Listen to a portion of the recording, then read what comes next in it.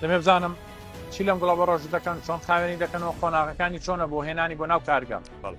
ئەو گوڵە بە ڕۆژەیە خاصە لە بۆ زەیت تایبەت بە زەیتە بدایەت کردێ زۆرمان بۆ دێ ینی تەنێک و دووتان لێ بە 200 تەن بۆمان دێ مەغزانمانەیە دایدەنین و بێژینجی دەکەین خاوێنی دەکەینەوە گوڵە ڕۆژەکە جوان پاک دەکرێتەوە جیازەکە دێتن بە مەڕاحل دێ لە ناو جیازەکە ئەوی بە ئامێر دێت ئامێر دێ بە ئامێر دێ لە ناو جیازەکان یەکێک دێتە خوارێ و دەبێتە دوو بەش بەشێکیان دەبێتە زەیت بەشێکیان دەبێتە علف بە علەفەکەیان ئەوەیە کە ئەوە دەتوانین خۆشبەختانە لە بۆ علەفی حیوانی و ئالیکی ئاژەڵ عالی کۆنا بەکاری بێنین و ئەوە کەیتریش دەبێتە زەیت و بۆ خواردن دەشێت باش